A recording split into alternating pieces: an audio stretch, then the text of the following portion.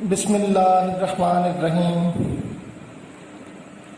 قدم قدم سے ملا کر جو قافلے نکلے، تو سنگ لاخ زمینوں میں راستے نکلے۔ 14 اگست سن 1947 پاکستان مارز وجود میں آیا۔ یہ جو قافلوں نے راستے نکالے، یہ ایسے نہیں نکلے تھے۔ ان راستوں کو نکالنے کے لیے 10 لاکھ شہیدوں نے قربانی دی تھی۔ سوچ سکتے ہیں ہماری بیٹیوں، بہنوں، ماؤں نے عزت کی قربانی دی تھی۔ ہمارے بزرگوں، جوانوں، بچوں نے جانوں کی قربانی دی تھی۔ خون کی ندیاں بہا کر اس میں اس قافلے کی کشتیاں رواں ہوئی تھیں اس آزاد مملکت کی طرف۔ آج وہ لوگ جو یہ کفر بکتے ہیں کہ پاکستان بنا کر ہمارے سر پر کون سا احسان کیا، حیف ہے کہ ان کو شرم بھی نہیں آتی، حیا بھی نہیں آتی۔ وہ بےغیرتی کے اس درجے پر فائز ہو چکے ہیں کہ جس سے واپسی ہر قیمت پہ ناممکن ہو چکی۔ اگر کچھ تھوڑی سی شرم اور غیرت ان لوگوں میں ہو تو پچھلے 2 سال سے کشمیریوں کا حال، ویسے تو ایک عرصہ ہوا لیکن میں کم از کم کرفیو کے عرصے کی بات کرتا ہوں، تو 2 سال سے کشمیری بھائیوں بہنوں کا حال دیکھیں۔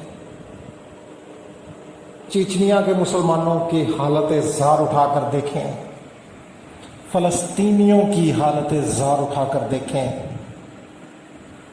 تمام مسلمان دنیا میں جہاں جہاں پس رہے ہیں، جہاں جہاں غلامی کی زنجیروں میں جکڑے ہیں، ان کا حال اٹھا کے دیکھیں۔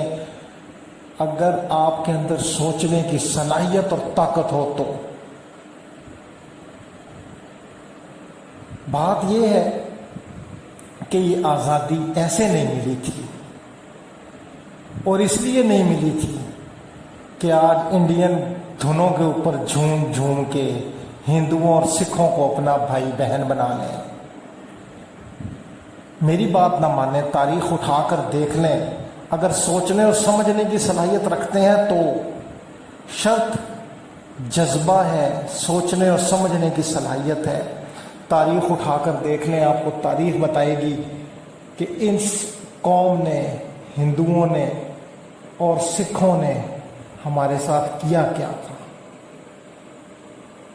آج جو لوگ سکھوں کی لیے دوستی کا دم بھر رہے ہیں، ان کے لیے راستے کھول رہے ہیں، ہندوؤں کو اپنا بھائی بہن بتاتے ہیں، حیف ہے کہ ان کو شرم ہی نہیں آتی۔ کیا سوچ کر یہ لفظ ادا کرتے ہیں؟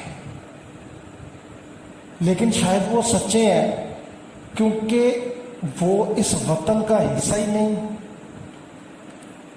کیونکہ یہ مٹی تو ماں ہے نا ہماری، تو اپنی ہی ماں کی عزت پر اگر کوئی ہاتھ ڈال رہا ہو، کوئی انگلی اٹھا رہا ہو تو ہی غیرت آتی ہے، دوسرے کی ماں پر تو نہیں آتی۔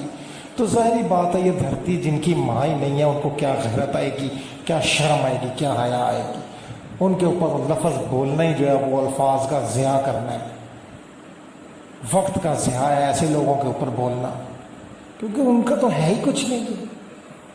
وہ تو غدار ہیں، وہ تو دشمن، وہ تو ان کو پتہ ہی نہیں ہے نا کہ دھرتی ماں، وطن ہوتی کیا چیز ہے، کیونکہ ان کا یہ وطن ہی نہیں ہے۔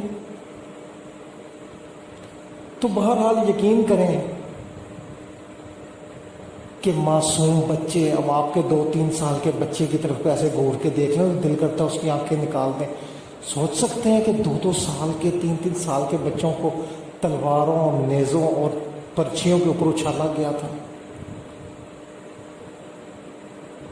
وہ عورتیں جو حمل سے تھیں، ان کے پیٹ پھاڑ کے بچے نکال کے کاٹ دیے گئے تھے۔ سوچ سکتے ہیں نہیں سوچ سکتے. کوشش تو کریں.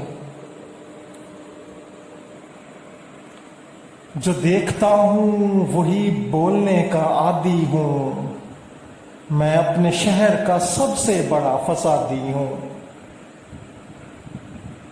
افسوس ہوتا ہے مجھے لوگوں کی سوچوں کے اوپر، اکثر لوگوں کی باتیں سن کر. ہم نے 14 اگست کو صرف ایک وہ جھنڈیاں لگانے کا اور پٹاخے چلانے کا، آزادیوں پر پٹاخے نہیں چلائے جاتے اسلام میں. شکرانے کے نفل ادا کیے جاتے ہیں. ان لوگوں کے لیے دعائے خیر کی جاتی ہے جن لوگوں نے اپنی جانیں، اپنی شہادتیں دے کر ہمیں آج یہ عزت بخشی کہ ہم اس مقام پر اس وطن میں بیٹھے ہوئے ہیں. تو خدا را اگر خود تاریخ پڑھنے سے قاصر ہے نا، تو آپ کے خاندانوں میں، ارد گرد جاننے والوں میں، تعلق داروں میں کوئی نہ کوئی ایسے لوگ ضرور بزرگ موجود ہوں گے جنہوں نے سن 1947 کے فسادات دیکھے تھے. ان کے پاس چند منٹ بیٹھ جائیں، گھنٹے دنوں کی بات نہیں کرتا، ان سے پوچھ لیں، وہ آپ کو وہ باتیں بتا دیں گے. شرط یہ ہے کہ وہ ایسے طبقے سے تعلق نہ رکھتے ہوں جو وہاں سے ہوائی جہاز میں بیٹھے ادھر آ کے ہوائی جہاز میں اتر گئے اور کیمپوں میں دیگیں پکا کر بانٹ کے اپنے آپ کو مہاجر اور وہ ہجرت کے دائرے میں لے آئے. وہ نہیں. ویسے وہ بڑے چند ایک گنتی کے لوگ ہیں، ان کی تو بات بھی نہیں ہے، لیکن 99% لوگوں نے یہ آگ اور خون کا دریا جیسے عبور کیا تھا، ایسے کسی بزرگ کے پاس ضرور بیٹھیں. چند لمحے وہ آپ کی آنکھیں کھول دے گا، اور اگر پھر بھی نہ کھلیں تو پھر آپ لوگوں کے پر اللہ کا وہ حکم یقیناً صادق آتا ہے کہ اور ان کے آگے بھی دیواریں بنا دی اور ان کے پیچھے بھی، اور ان کے اوپر پردے ڈال دیے. بس وہ اب سننے اور دیکھنے کے نہیں. اللہ آپ کا اور میرا حامی و ناصر ہو، ہمارے وطن کی خیر کرے. یہ وطن پاک، وطن عزیز تا قیامت قائم و دائم رہے. اسے دشمنوں کی نظر سے اللہ پاک ہمیشہ محفوظ رکھے. اسے ہمیشہ اللہ پاک اس وطن عزیز پاکستان کو اپنی حفظ و امان میں رکھے. پاکستان زندہ باد.